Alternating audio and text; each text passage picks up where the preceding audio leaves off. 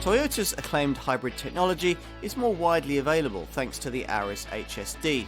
It's eco-friendly certainly, but over 70 miles to the gallon and sub 100 grams per kilometre CO2 emissions are even more powerful reasons to consider one.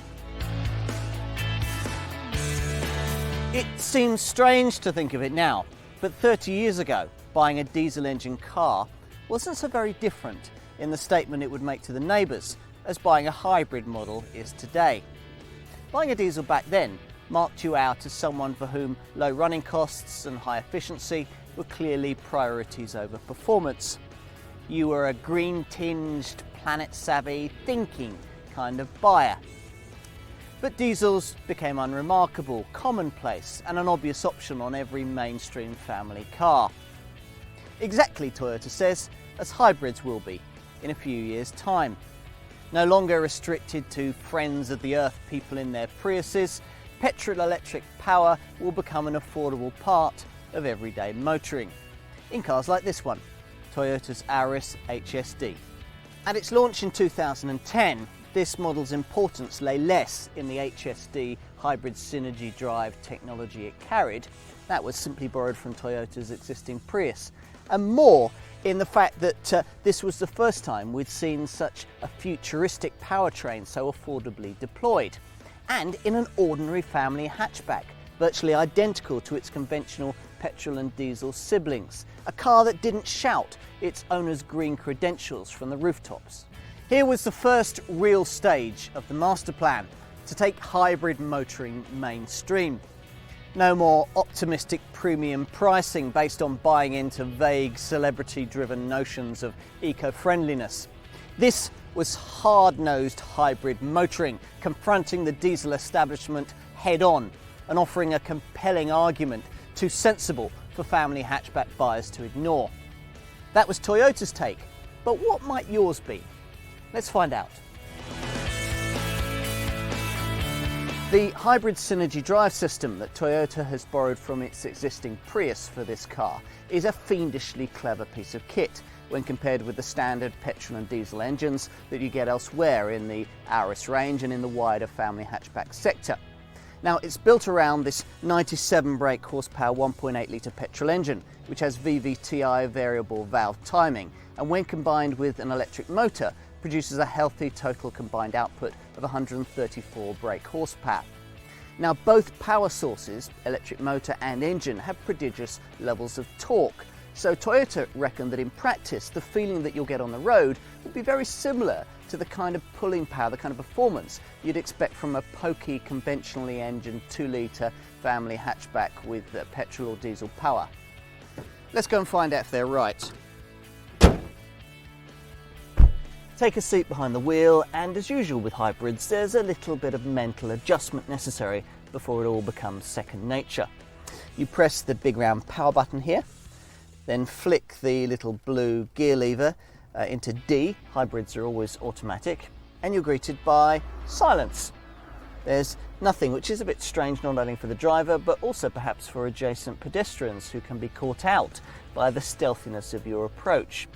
In theory, assuming the batteries are fully charged, the car will remain in electric mode and run on its batteries at speeds of up to 31 miles an hour.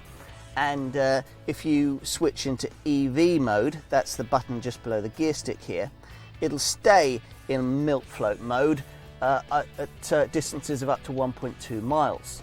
The ability for battery and engine to run separately from each other as well as in tandem is one of the key things that separates this car from arguably its closest rival, Honda's slightly smaller Insight 5-door hybrid model, which uses a slightly smaller 1.3 litre petrol engine to complement its electric motor, and on the move chops and changes constantly between the two as the computer sees fit, which is exactly what will happen in this Auris when you're on the open road, if you resist the temptation to button press and leave it to its own devices.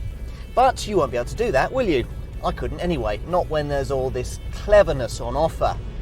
Return, for example, to the row of buttons I was mentioning earlier in front of the gear stick, and you can, for example, switch out of normal operation and into eco mode, which optimizes every aspect of the car towards green friendliness, even the air conditioning, but at the cost of slothful acceleration.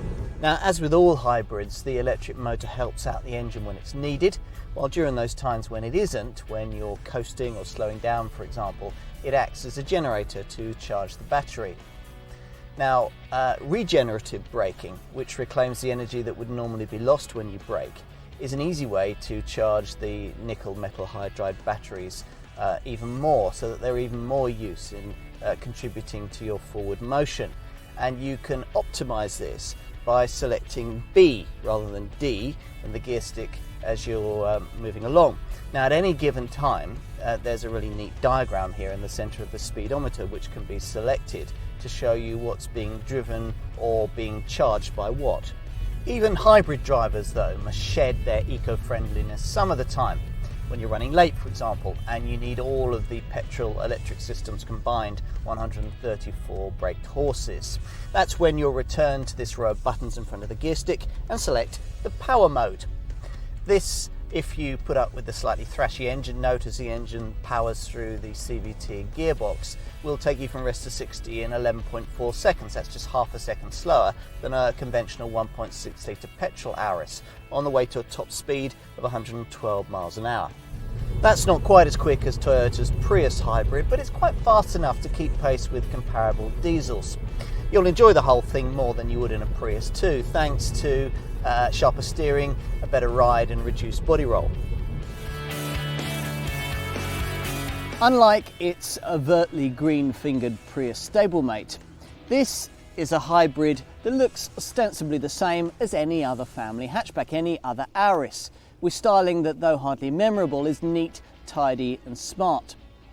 Only the revised front grille and the restyled air intake necessary to improve cooling hint at this variant's high-tech remit. The ride height is 5mm lower too, and special alloy wheels are fitted along with a rear spoiler. Now, the modifications are mainly there to improve the drag coefficient, and this Auris HSD is a bit more slippery, but they also have the welcome bonus of making the car look a bit more sporty. The story doesn't deviate too much inside either, where the Auris cabin is as practical as ever.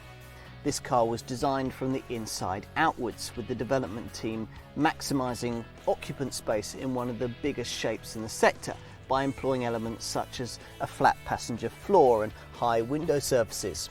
Now, that flat floor is one of the first things that you notice when sitting here in the back.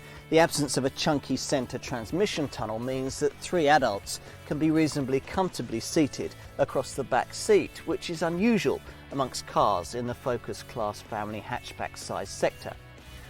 As for the boot, well, thanks to the space needed to store all those batteries, capacity falls from the 354 litres you get in a standard Auris to 279 litres. But as usual, you can of course push forward the 60/40 split folding rear seats to extend that if you need to.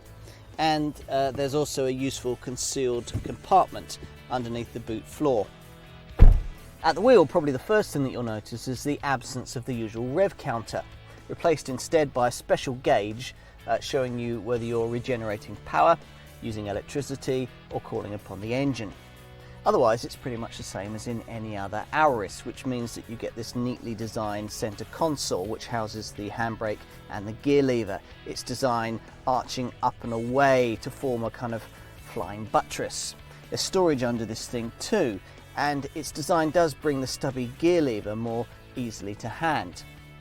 Otherwise, it's nice to note that the British factory that assembles Auris HSDs, unlike Priuses, which are assembled in Japan, the British factory has screwed them together really nicely, adding to a perception of quality that's enhanced by the soft touch material used on top of the instrument binnacle and atop the glove box. Now, you're probably looking at paying somewhere in the £19,000 to £21,000 bracket for your Auris hybrid, which sounds quite a lot, even for a very eco-friendly family hatchback. £2,500 more than a comparably powerful 1.6 litre petrol Auris, and £1,500 more than the 1.4 litre D4D Auris diesel model that campaigns with 45 brake horsepower less. But as ever, we need to put things into perspective.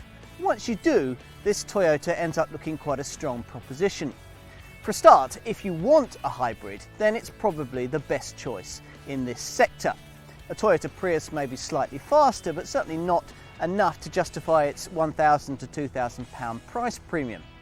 A Honda Insight may save you up to £2,500 in its most basic forms, but you could easily end up paying Auris hybrid prices for one, a car without this Toyota's build quality and offering 30 brake horsepower less despite less frugal returns. Even if you don't want a hybrid, rival eco-friendly diesel models still struggle to match this one. Diesel variants with their eco-friendly faces on struggle to match this Auris's power output. In fact, the only one that springs to mind I can think of is the TDI 140 version of Volkswagen's Golf Blue Motion technology model, and that costs £1,700 more and can't get near this Auris's fuel and CO2 returns. It's also worth bearing in mind when you're comparing to rival diesel eco-friendly models that this Toyota offers a standard automatic gearbox. Most diesels in the eco class don't offer that option at all. The main decision that Auris hybrid customers have to make is really based around wheels. 17 inches on plusher versions like this one. The entry-level variant though has 15-inch wheels, which accounts for its slightly better CO2 and miles per gallon figures. Now, whichever Auris hybrid variant you choose, you should find it to be decently equipped. All models featuring a 6-speaker MP3 compatible CD stereo with steering wheel mounted controls and USB connectivity. You also get alloy wheels, hill start assist control, a anti-glare driver's rear view mirror, air conditioning, a trip computer and LED running lights. Safety-wise, there are twin front, side and curtain airbags and an airbag for the driver's knee. Plus, you get Isofix child seat mounting points in the back, stability control and the usual traction and braking aids. Now, this Auris is being made available in two versions. The first is the one I'm driving with 17-inch wheels, which manages 93 grams per kilometre of CO2 and 71 miles to the gallon on the combined cycle. There's also a 15-inch wheel version, which thanks to those smaller wheels manages to improve matters to 89 grams per kilometre of CO2 and 74 miles to the gallon on the combined cycle. Now, those are kind of similar figures to the ones that you get at the wheel of Toyota's slightly more expensive Prius hybrid, and they make both of these hybrid model ranges amongst the most efficient cars on sale, setting the standard to which the rest of the family hatchback sector must aspire. Honda's rival Insight certainly can't compete. Despite offering 30 brake horsepower less, it'll give you 6 fewer miles to every gallon at least, and won't crack the 100 grams per kilometre of CO2 barrier. But what about a frugal diesel then? Well, those frugal diesels that can match this Auris's 70 miles to the gallon combined fuel economy, like say a Ford Focus Econetic, it can't match its CO2 reading and offer a lot less power. Potential diesel rivals that can match this Auris's output, a Volkswagen Golf Blue Motion technology 2-litre TDI 140 for example, saddle you with far higher running costs. And as ever when comparing hybrids with diesel cars, you've got to take into account the hybrid's lower taxable benefit, free road fund licence, congestion charge exemption and lower petrol versus diesel fuel. So at last, a hybrid car for ordinary people, a British-built model that's more interested in making sense than it is in making a statement. How refreshing. And it looks likely to deliver on its maker's promise to bring petrol-electric power into the mainstream. Toyota, after all, reckons that almost half of Auris buyers now choose the hybrid option. By and large, these aren't Prius people, but savvy, practical buyers who recognise an ownership proposition that stacks up and a car that makes sense.